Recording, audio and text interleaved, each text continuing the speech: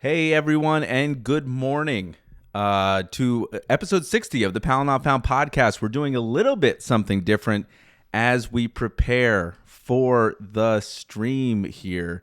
The Nintendo Direct, Nintendo Switch 2 Direct, coming up live here in about 30 minutes or so. We are getting ready, we're getting prepared, and we're going to shoot off a little bit of predictions here in the early morning going. So good morning, everybody. Hopefully everyone's had a good night's sleep. This event is at 9 a.m. that Nintendo's going to drop because unlike F1 and the MLB, Nintendo knows when to schedule their programming to make sure that everyone sees it on time. And so before we get going, I just wanted to kind of make sure that everything was set up, make sure everything was live and everything was ready to go, but also talk a little bit about what we might see here and make a couple different predictions about what is going on here with settings. Let's see. There we go. What's going to go on here and what kind of predictions we might see here in this stream for the new hardware that they made us wait for. 3 months ago, they had a little teaser trailer that gave everyone a slight little view of what it's going to look like, which looks like a bigger and better Nintendo Switch. Had bigger controllers, bigger screen. It looked like it was going to launch with some sort of new Mario Kart that was being kind of analyzed and speculated. They're like, this is not part of Mario Kart 8. What is going to be? Maybe this is going to be here towards launch. And so we're here to talk about that. We're here to talk about a little bit about what Switch kind of felt like over the last, what has it been, 8 years since the March 3rd launch of Nintendo Switch. I remember in January, it was like mid-January, they did a very similar type direct that they did last January for the original Switch. And just making sure that I'm live here on the channel. There we go. And they teased it out, and they came back a couple months later, and the January Switch, they kind of went in depth about what was going to happen, and it launched a couple months later. Today, it seems like it's being rumored that this hardware is going to launch right after this direct, which would seem very, very abrupt, if you know what I mean. I feel like it might take a couple days. Everyone's saying it's going to launch today. I feel like that's probably not going to happen. I would like to see them kind of give everybody a day to kind of prepare, because just if you've bought anything in the last 3 years, that pre-orders are an absolute mess here. Let me get into the software here. There we go. All right, I'm back in business. Because you're going to be boxed out immediately. There's going to be software bots everywhere. There's going to be stores, websites crashing. That just seems to be the MO for most of these launches in general. And so hopefully we're not going to see something like that happen today. However, last time this happened, they kind of went into detail. They gave us a date. They gave us a launch date. And then you couldn't find one for, at least when I was living up in the New Jersey area around New York, you could not find one for a long time. It took me, I want to say months. I think it was like June, July, in order to really get my hands on one locally before the demand stopped.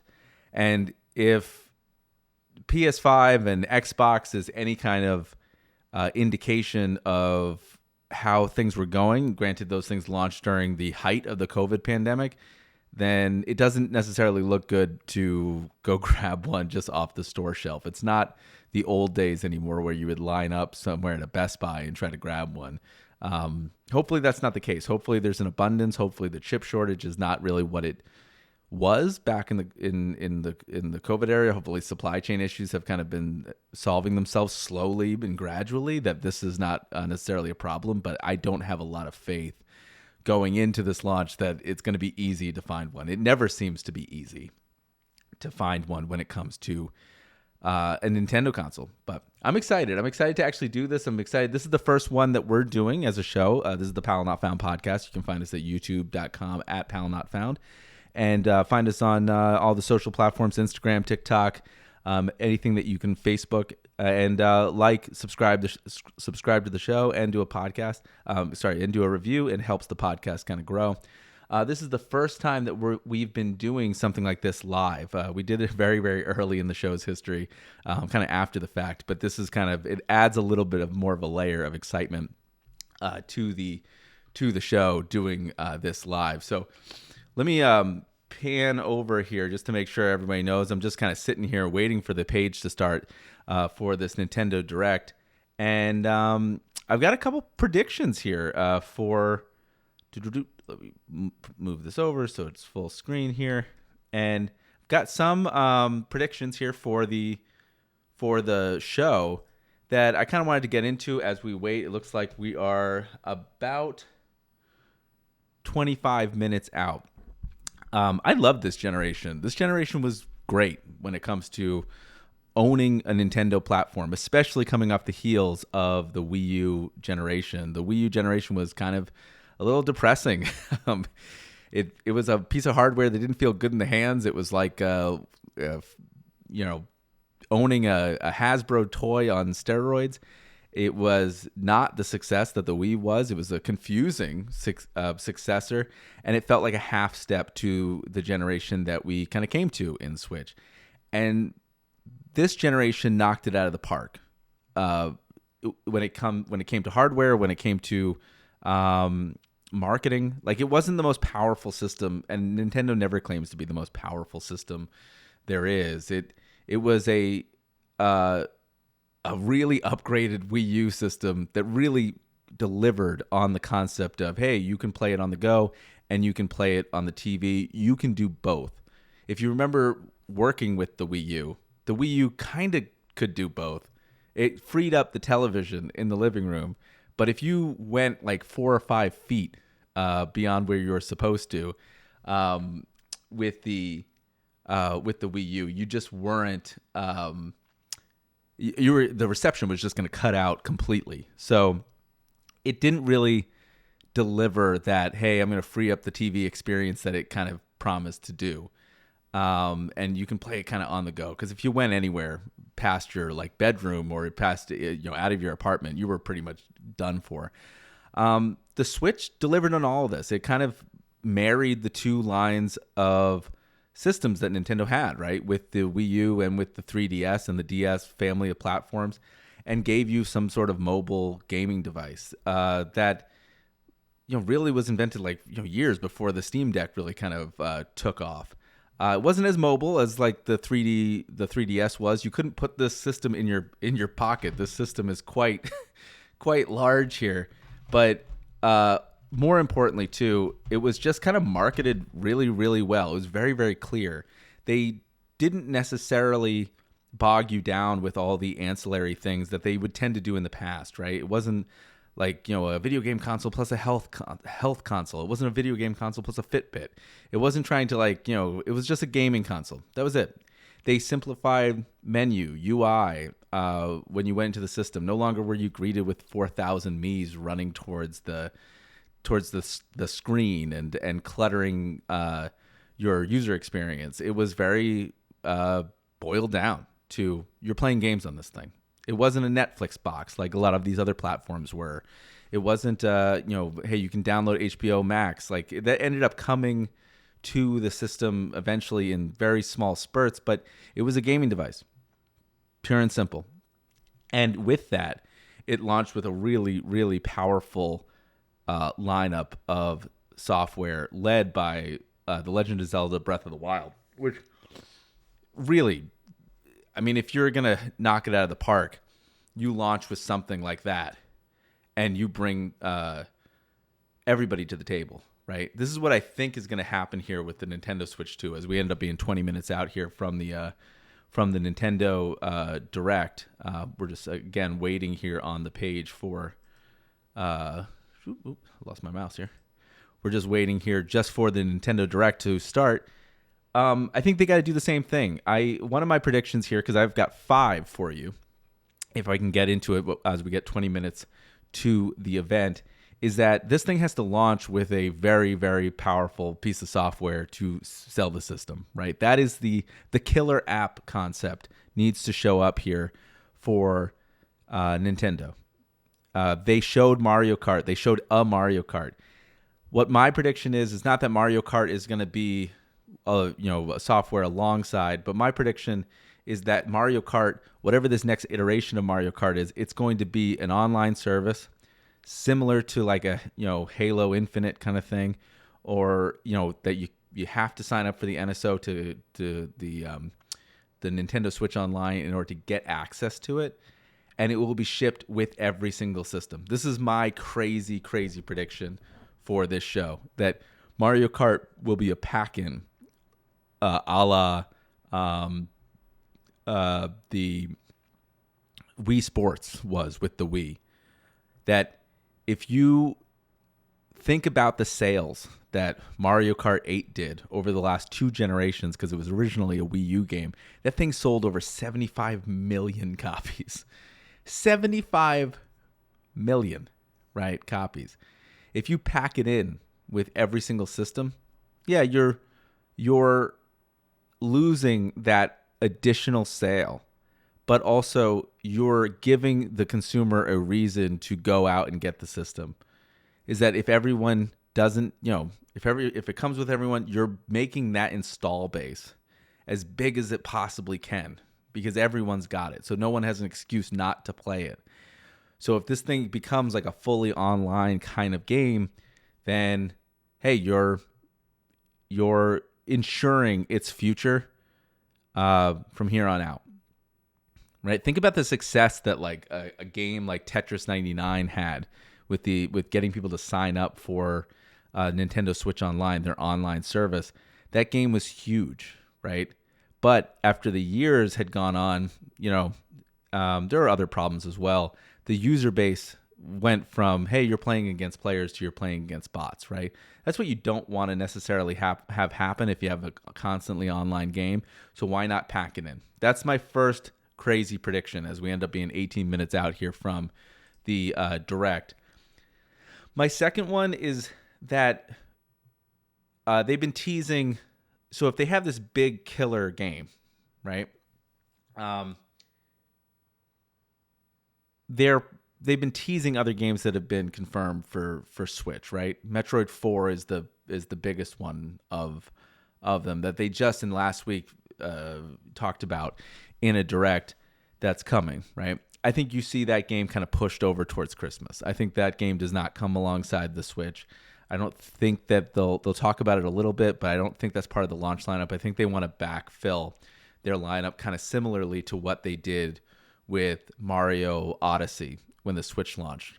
Remember in 2017, when the new hardware came out, Breath of the Wild was a launch game, along with Mario Odyssey came out in October, right? It really bookended the 10 months of the year that the Switch was out, to give people a reason. Hey, if you want to buy it towards launch, you're going to have something to play.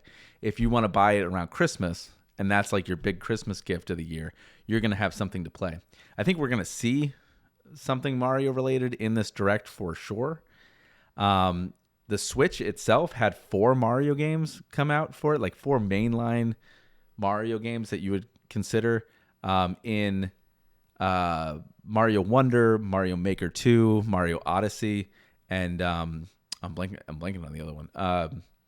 And the Bowser's Fury addition to Mario 3D World. I think you're going to see plenty of representation from him in this Direct.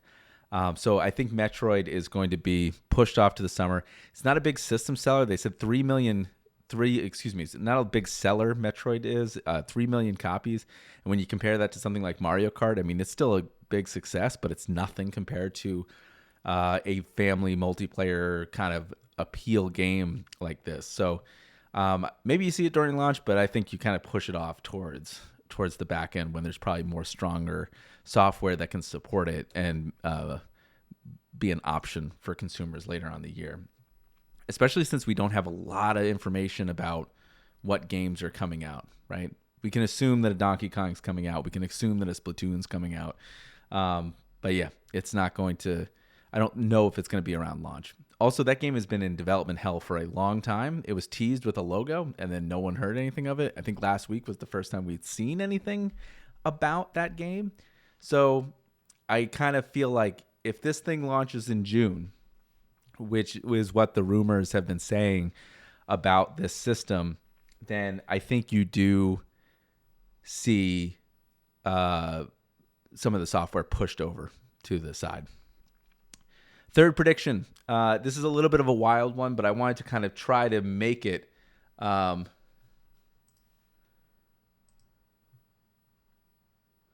wanted to kind of make it a. Sorry, I had to refresh the feed there. Wanted to make them a little bit more wild than they were necessarily than people have been saying. But we talked about earlier that Nintendo always likes to kind of throw like a weird wild card into the mix of what they're doing. And let me just fix this set. So I think that you're going to see a medical benefit somewhere in this system. Whether it be, let's see, let me try to make this thing full screen here. Let's see here. Oops. Oh, sorry. This is what happens when you try to do this live. Ooh.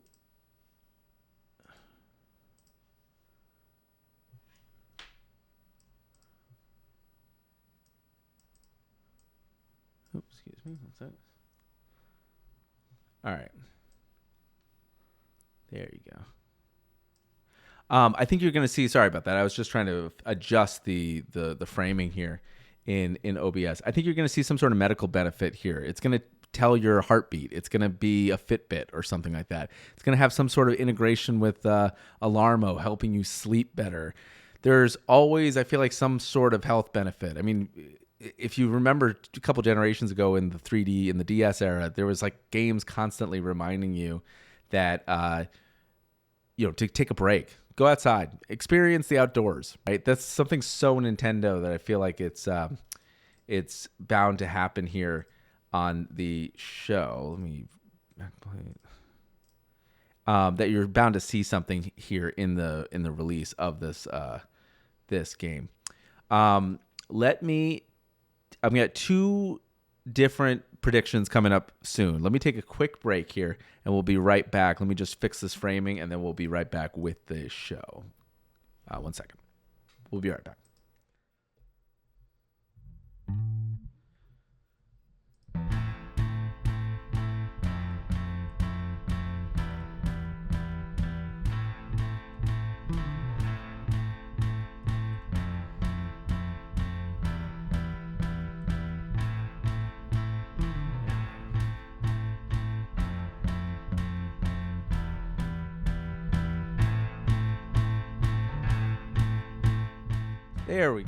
There we go. That looks a lot better. Sorry, I had to take a quick break there just to kind of fix the framing. OBS was giving me a little bit of a hard time, so thank you, OBS, for that. We're going to go ahead and we got about 12 minutes left until this direct, and so let's continue on with our predictions here for the thing. So we talked about Mario Kart being a pack-in. We talked about Metroid being delayed until Christmas. We talked about the medical benefits of something going to be integrated, like something's going to be integrated into this hardware that's going to help your health. I mean, that seems to be always a Nintendo issue. Like, they want you to go outside. They want to track your heart rate. Think about the Wii. The Wii had the fitness board for Wii Fitness, and the Wii U had the same thing. I feel like Switch was constantly played with different, like, fitness boxing or Ring Fit Adventure, which ended up integrating the Switch into a fitness ring. I mean, who in anyone's right mind would see that coming? So there's going to be some sort of medical integration or some sort of integration into Alarmo or something like that just came out. We're going to see something off the wall here from Nintendo because that's what they are. They're a silly company. And I think that's what the excitement gets drummed up for, because it's not just as sterile as something like Xbox or something like PlayStation, where they give you the specs, they tell you how many terabytes are in there, and they tell you how powerful this system is. If you don't want to buy a computer, buy our box, right? Nintendo kind of is like, hey, you're going to get more in tune with yourself, and you're going to know what your heartbeat is, right? I would not be surprised if they tried to go after an Apple Watch market and made you wear a wrist strap so you could have your Switch 2 on your wrist, a la your Apple Watch. So there's going to be some sort of health integration. So we are about 11 minutes out here. I'm just going to fade back to full screen here for a second. And we're going to talk about the last 4 here. I think one of the detractors of this generation was there were so many good things that happened. I mean, the launch lineup, the first party games. I mean, 4 Mario games, 4 Zelda games. Cadence of Hyrule is a 5th one. If you're talking about that, a Donkey Kong game, ARMS, all these. Splatoon they had such a good first party lineup that it almost didn't matter if they didn't get affected by third party. They did get third party software in cloud gaming. I mean, think about the Hitman games were all cloud-based. I think MLB The Show at one point was cloud-based. They did such a good job lining up software, and they did such a good job presenting a steady cadence of releases throughout the year that, and they did it in, again, like what we mentioned, kind of a sterile environment, right? It was very game-focused, friendly. But what we missed of that is some of the creativity that would come from Miiverse, or some of the creativity that would come from the user experience. I think you see some of that stuff come back. Specifically things like Street Pass, which I think I think at the time, I think Nintendo needed to kind of scale back a little bit and make it more simplified so they could get a big install base. I think with this big install base that's coming from this older platform, you're going to see more experimentation and maybe a little bit more fun come back into the user interface, right? The old Wii Shop music, right, which died a unceremonious death in this generation. I think you see some of that fun and flair come back now that they're a little bit more on the top of their game. I think when they sell 13 million Wii U consoles over the course of 4 years, you really start going back to basics, going, did we miss the boat? But after the success of Switch becoming like one of the second best console of all time, I think you can allow your developers and you can allow your company at that point to kind of spread your wings a little bit and experiment and have fun with the system, right? This is their time. So let them have fun a little bit with the UI. So bring back things like Street Pass, bring back some fun in the user design, right? At the very least, make sure it loads, right? That was one of the big detractors from this generation, is that there wasn't a lot going on. There were a lot of games, but trying to load up something like the eShop was really long and unbearable at some point. It just took some time. It chugged, and it used to be really snappy. Wasn't really the case towards the end of this generation. And lastly, as we end up being about 8 minutes, and we'll push pretty quickly here, and once it starts going live, the chat's going crazy. 285,000 people are watching this direct right now, 8 minutes before it starts. We will do our last prediction, then we'll recap, and we'll kind of run down, and then we'll just kind of react to see what happens, right? My wildest prediction is that throughout this generation, we saw a lot of friendly integration with Xbox and Nintendo early on, right? And there was rumors early on that, like, hey, Game Pass is going to be on Switch, right? I think with the way the trajectory, that if you wanted a real wild prediction, I'm going to caveat this, but this is a really, really wild prediction. Maybe Game Pass on Switch, right? That's pie in the sky idea. But the way that Xbox is going into, we're going to buy a whole bunch of developers, we're going to depend less on the box, we're going to cloud stream, all that kind of stuff.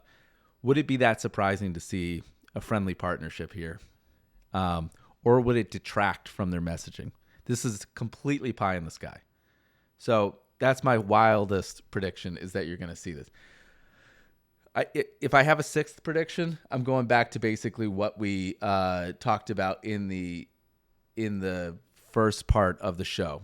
Is my sixth prediction is basically no one's going to be able to pre-order this thing if pre-orders go live today. So let's push over to the feed really quickly. It's going to start at 9 a.m. You can see that chat in the corner just going crazy, waiting for it. But again, this is Nintendo Switch 2. The information is going to come here on the Powell Not Found podcast. We're doing a live reacts. Go ahead and subscribe to the show on all of our social channels or on YouTube. I can't wait. I mean, I really like the Switch this generation. I like the mobileness of it. I like the fact that it kind of had a focused local multiplayer kind of built right into the system. It was a really...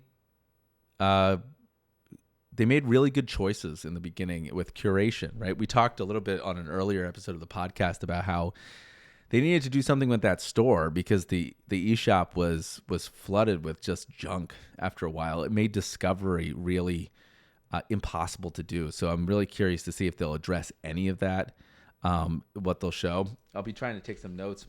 It'll be interesting to see what the hardware specs are. When the Switch launched, they had a 6.2-inch screen. They had 32 gigs of memory, and they had 1080p on the television and 720p on the screen, which was kind of the standard at the time. I mean, 2017, but now with everyone having like 4K televisions and 8K televisions even coming into the fore, you'd like to think that those numbers and those resolutions would go up. A lot of this stuff doesn't matter because their artwork is so good that, people is anybody really counting a pixels on the Mario games? But that would be something I'd like to see upped a little bit in the next generation. The OLED 7-inch screen with no bezel, that's probably going to, we know for a fact that's going to get a little bit bigger. The new specs for the new system are already out there. Especially considering that some of our phones are borderline that big. Some of these iPad minis are that big. I think you got to make the screen a little bit bigger. It's going to make this system a lot less mobile, which has been my concern about all this stuff getting bigger and bigger and bigger, is that like my pockets just aren't getting bigger and bigger and bigger. So it's harder to hold all these things. The mobileness of this platform is really a little bit in jeopardy. So we'll see. I mean, I'm curious to see what they do and how they push further too. There's with all the experimental things that they did on the Wii. We talked a little bit about the cloud gaming that kind of came and went. It wasn't the greatest experience on the Switch because the power behind the system wasn't that great. But what are they going to do in this next generation that's going to be something that's like, oh, that's different, how clutch was the Switch during COVID, right? I think that's like an understated part of this console generation that doesn't get talked about enough. A lot of people were playing Animal Crossing. That game came out at a very, very convenient time when everyone was at home and video game playing skyrocketed because there was nothing else to do. If anything, if you look back at this console generation, it's going to be defined by two things. One, the lineup was spectacular in the beginning, and it drew everybody with that big Zelda game, a revolutionary, groundbreaking Zelda game that changed the convention of one of their most popular franchises.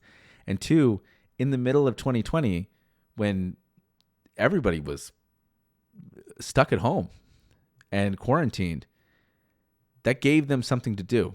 It was bike riding and playing Switch, right? And playing video games, mostly playing Animal Crossing, was what a lot of people gravitated to. So that to me is like the defining thing about this generation. We are about 2 minutes out, so hopefully this live stream goes well. If we have any technical difficulties, we will try to correct them on the fly here. But that's what happens when you do something live. You just got to kind of go with it. So, yeah, I'm excited. I'm excited for this new thing. I always think that the way they do these things are very clear and concise and beautifully presented. So I'm excited for it. They do have a treehouse scheduled, I guess, after the fact to show you hands-on stuff. We might take a look at that, but we're really going to just try to react and take some notes of what is being shown here. And yeah, hopefully, it's going to be... hopefully we'll see some good lineups. Hopefully we'll get surprised. And And God help everyone trying to do pre-orders at the same time, because it's going to be hairy out there. So it'll be war. But all right, we're 1 minute out. Just going to refresh the screen here. All right, here we go.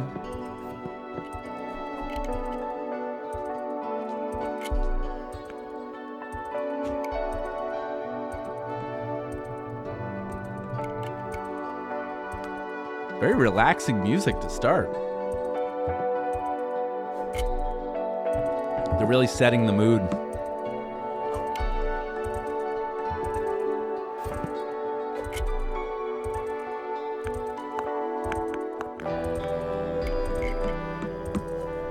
I want to know, did anything really leak from this direct? It seems like everything was airtight for the most part. Didn't see anything on Twitter this morning. Didn't see anything on Reddit that kind of leaked anything out, besides the usual stuff you see. So, all right, here we go.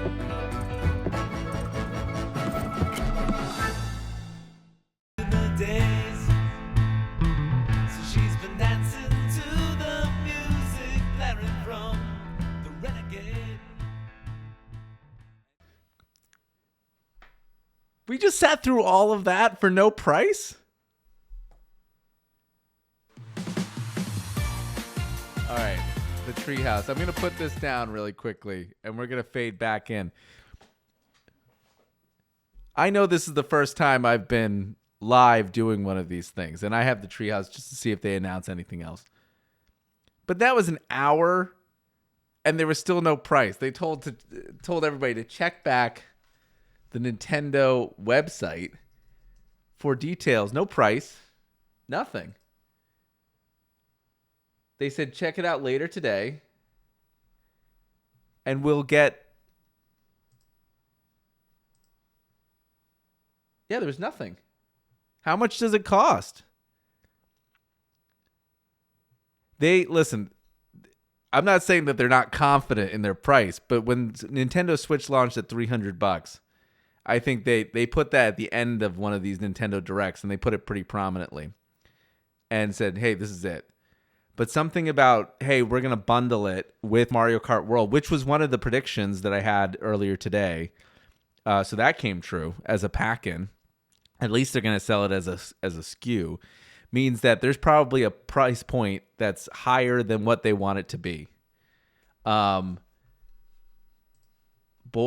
a lot of stuff announced for this thing. Let's just do a quick recap here, and then we'll I guess we'll get the price later today, and we can react to that later tonight. Yeah, I mean, leading off strong, right? They led off with Mario Kart World. One of the predictions that we had before we went live here a little bit more than an hour and a half ago was that Mario Kart was going to be a pack-in, right? That ended up happening, called Mario Kart World.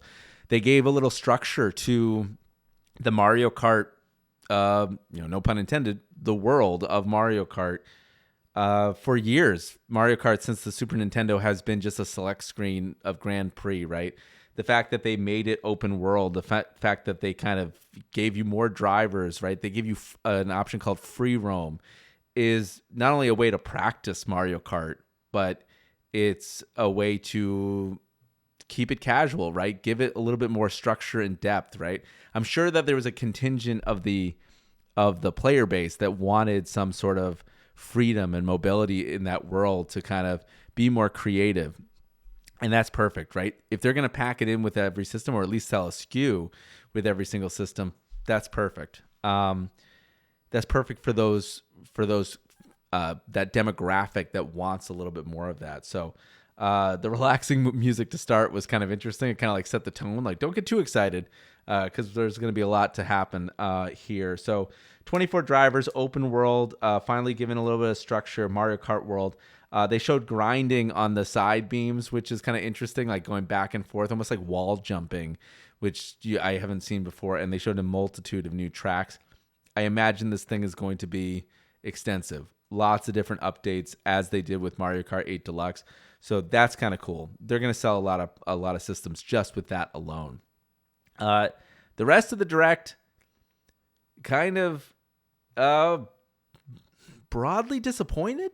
I would kind of react outside of the Mario Kart reaction. They did announce the C button. The C button was exactly what everyone thought it was. I don't know why they didn't just release the C button in the first place when they teased the system. Everyone knew it was communication chat. They called it what is it? A chat button, the game chat button.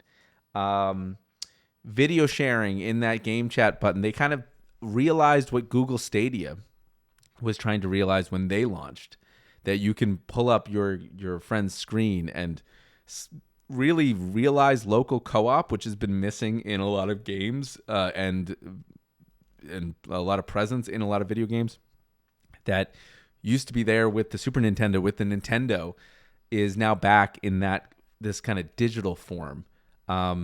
You got to think Nintendo has a history of being the local co-op kings, right, of the castle.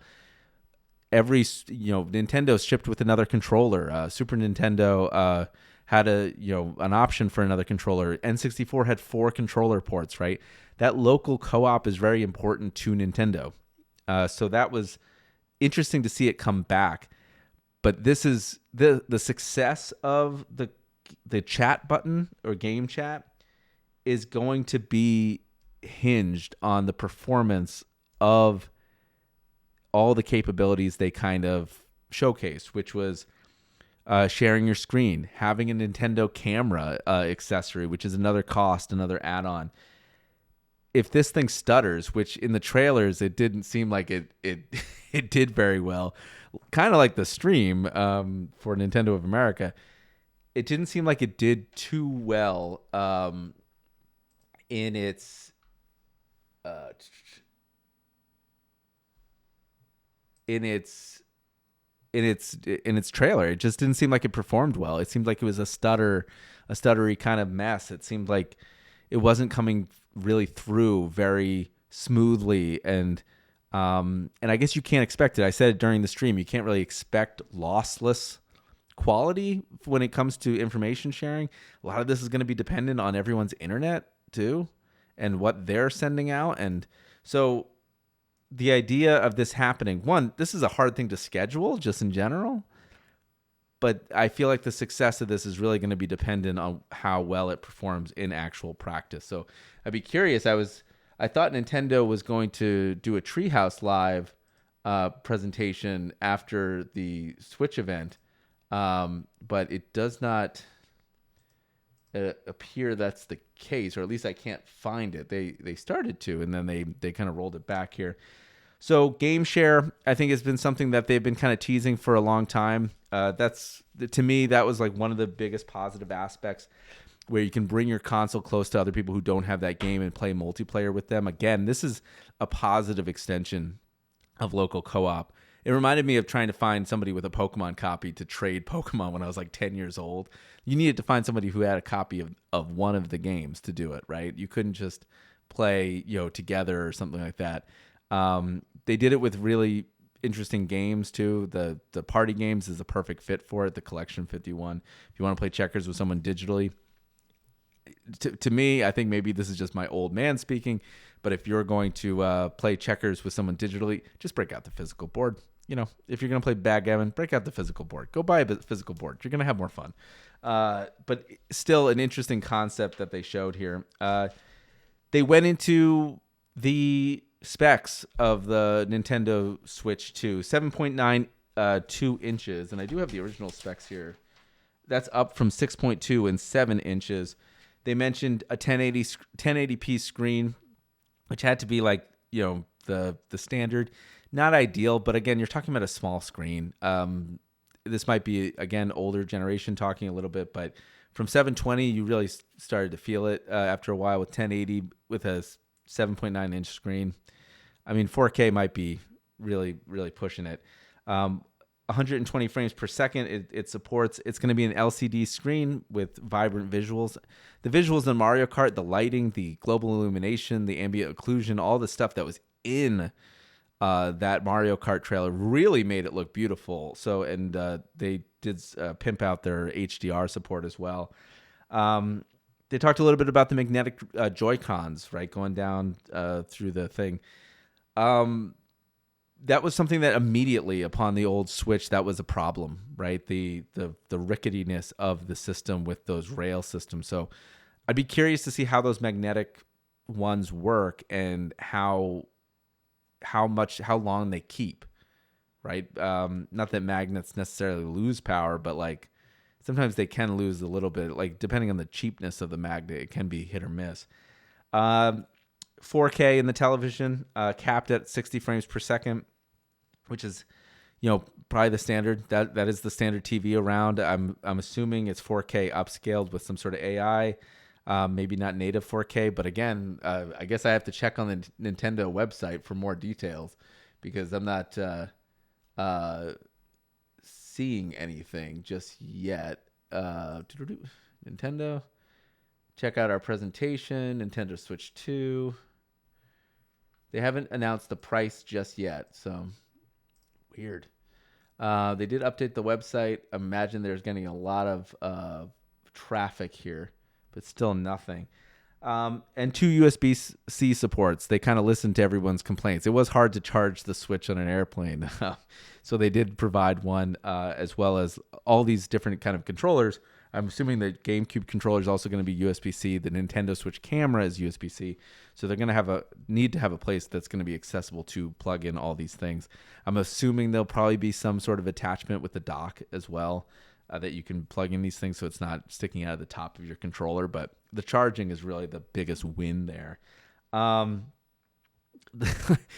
tech demo that was paid is the strangest. So in one way, it's really nice and positive that Nintendo is embracing the weirdness of their system again, introducing Nintendo Switch 2 Welcome Tour, where it's a tech demo that explains the capability of your Switch. In no world should this be a paid game.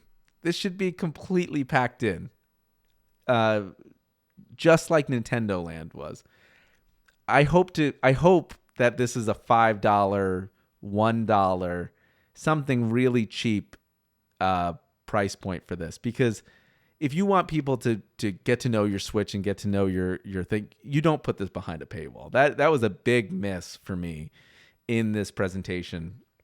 But I love the weirdness that this brought to the table. The little people reminded me of the UI of the Wii U, right? One of our predictions was that the return of Miiverse, the return of Street Pass or something like that, something weird like that. And this tech demo was really the only example of that showing its face. It seems like they took a lesson from Astrobot, right? Like Sony did such a good job showcasing the PlayStation 5 with a playable tech demo. And this playable tech demo, even though they had the mini games, they had the golf game that they kind of mentioned, it didn't seem like it went into depth or really was strong enough. We haven't seen that much from it, but I was expecting a lot more Nintendo lore to be integrated in this first teaser, and maybe that's to come, but I didn't see it upon first glance. But it was the return to the weirdness again, so that prediction did come true. No mention. My other predictions, no mention of Metroid 2. They did mention Metroid. Metroid 4. Excuse me. They did Metroid 4. Game Pass on Nintendo Switch. Not necessarily didn't happen, and no medical benefit that I could really detect. But they changed the micro SD cards to a micro SD Express. That's a pretty standard across the board thing. And they announced a new Pro controller with a couple buttons on the back. The second accessory that was mentioned in this direct, which is probably going to be another $70, right? I imagine with the Nintendo Switch camera, with the Pro controller, I could only imagine there'd be several SKUs maybe, and that's why they're holding back the price that still hasn't been announced. And I still haven't seen it. Yeah, there's nothing on the website so far. So maybe this truly is later today. Nintendo Switch 2 editions. So they mentioned the launch date. The launch date is June 5th, which gives everybody about 2 months to put your pre-orders in. I don't think, it doesn't seem like Best Buy has, maybe they did launch the Best Buy Switch 2. They have notifications up on Best Buy. No one seems to have the pre-orders up just yet. Sign up for notifications. Switch to There's nothing really that they do have. Best Buy basically is redirecting to the Nintendo Switch live stream. So that was no notifications of pre-orders have gone up yet. I guess that comes with knowing what the price is. I got to imagine these retailers know what that is. They just are embargoed from putting it up yet. But got to believe that thing is probably north of $350 for sure. $360, probably $400. Maybe that's why they're a little gun shy to announce the price. But June 5th is when it comes out, and that is then it will be a countdown of how many days it will take for somebody to get your hands on it. The biggest two, like, just to pause really quickly, they announced so many different things. I was very surprised because we're about to transition into software here for the full lowdown of this thing. I'm very surprised of how much software was either from the past generation or third party. I mean, was there two first party games announced in this thing, which is not the lesson that I thought Nintendo would have taken from their whole generation, right? Which was really supported and bevied by first party support the whole generation, and third parties jumping on the bandwagon once it's sold. But their first party lineup, their Zeldas, their Mario, right? They really bookended it with two big games, but a lot of third party support, a lot of old games that are getting Nintendo Switch 2 editions. Now, we saw this trend happen on the PlayStation with PlayStation and PlayStation 5. This confusion that, hey, you're getting the PlayStation 5 version, or you can upgrade for $10 for if you already own it. You know, if you want Red Dead on the PlayStation 5, you can pay, you can upgrade for free. Or if you want some other game that has a little bit more enhanced visuals, we saw a $10 price tag in this generation for some stuff like that. There were definitely cases. I know it varied over time. No price announcement for the Switch, and no price announcement for Nintendo Switch 2 edition, which honestly, with the games, they all announced games that were previously released. Tears of the Kingdom being one of them, the old Kirby Forgotten Land one being one of them. They failed to really announce with this Nintendo Switch 2 edition what the price tag is going to be to upgrade from those older games. I got to imagine it's $10. It probably needs to stay at $10. Anything more just seems like you're gouging, right? Especially for games that haven't even been released yet, because you're creating then this skew of, hey, if you want a little bit extra, right? It feels like it's a little penny pinching from the company that, has a history of not being this way, I want to say. But, again, I don't know, maybe that's not true. They did make us buy for generation after generation old Mario Brothers 3 on each system software until Nintendo Switch Online came out. So maybe this is pretty much par for the course for them. I don't know, but it did seem a little bit gougy. The Tears of the Kingdom integrations didn't seem like anything that you couldn't live without. The Mario Party stuff was very, very extensive, especially with the old with the game chat and the communication button that they announced. A lot of integration there. Can you play it without? Probably. Is this a non-essential? Probably. Is the whole thing non-essential? Yeah, definitely. But it didn't seem like they sold their upgrade enough. And without knowing the price tag, there's no way to appraise value with whether these upgrades are even worth it in the beginning. So the Zelda GPS, the Zelda Notes app, the integration with the new app that was announced last week, it seems like it's weird to be price gating people for capabilities that seem like something that was previously attached to Amiibo. But at least you were getting something physical for that. If all these games are backwards compatible, this seems like a hard pass. It was the one point in the direct where it felt like the momentum really shifted from like, hey, this is exciting to oh boy, maybe we've entered a new domain of like they know they're successful, now they're trying to get everything out of it. Dragon Drive was announced, which was basically Rocket League with motion control in the mouse.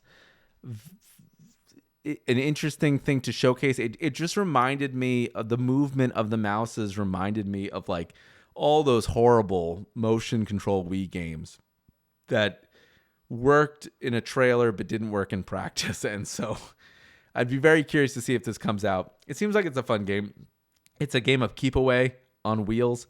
I'm not very looking forward to basically using my mouse control on a table while playing this. Like, that's the biggest concern. Like, can this mouse control work on a softer surface, right? How sensitive is the movement here, and how good is what's the word I'm looking for? The attenuation? Is that the right word? I don't know. Then they went into a bevy of third-party support, which is totally expected. The Nintendo Switch is the second best, probably the best selling console of all time. And you have From Software's Elden Ring, Hades 2, Split Fiction from Hazelight, EA announces FIFA, Tony Hawk, Street Fighter 6, Daemon X Machina, Hogwarts Legacy, Hitman from IO Interactive.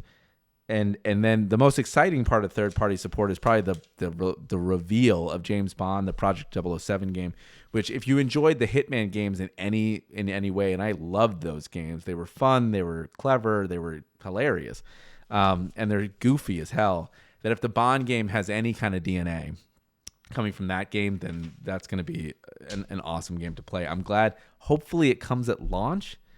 The third-party support just seemed very much in turn with what Nintendo usually does in each generation.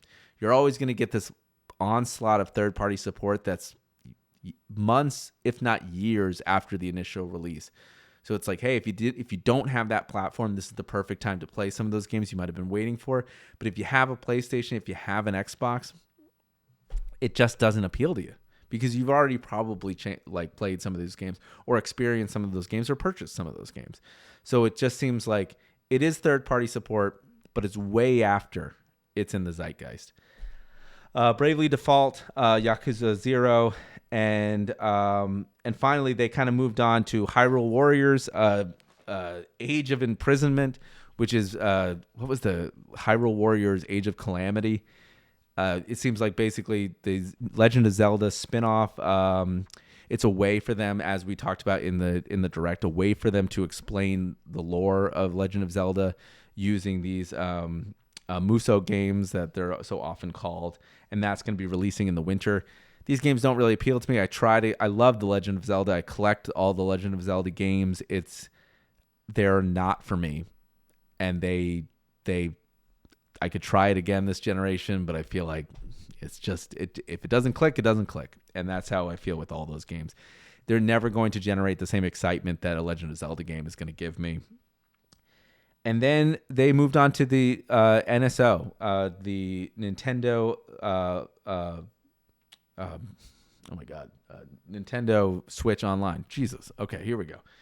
I'm back. I've been streaming for almost 2 hours, so give me a break. So GameCube classics come on. They announced Wind Waker, Soul Calibur, F-Zero GX. And then they have a scroll of things like Nintendo Strikers. That was huge. I love seeing those old games come back. Again, we've just gone through... Wind Waker was an interesting thing to lead off with because they just remade that game for the Wii U. And it's trapped on that platform. And I understand that they want to be faithful to the GameCube generation, but I feel like announcing Smash might be a better way to get people on board. And then give me 1 second. Let me pause for a quick second, and then we'll be right back.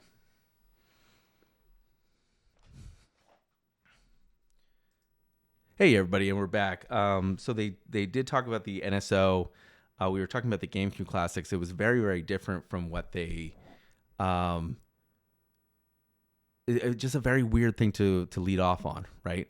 Um, then going into other third-party support, Deltarune, Borderlands 4, Civilization 7, where they finally really showcased that mouse support in a smart way, finally. And then NBA 2K wrestling is announced as well, and then the stream broke, which is just a that stuff's going to happen in live performances all the time. It's not necessarily something that you can predict. There were 1.5 million concurrent people watching that stream at the same time. Some server got loaded, and then there was delays. In that delay, it seemed like Cyberpunk 2077 was announced. Final Fantasy VII Remake was announced, maybe. So don't count me on that because that's when the stream broke. Or don't quote me on that.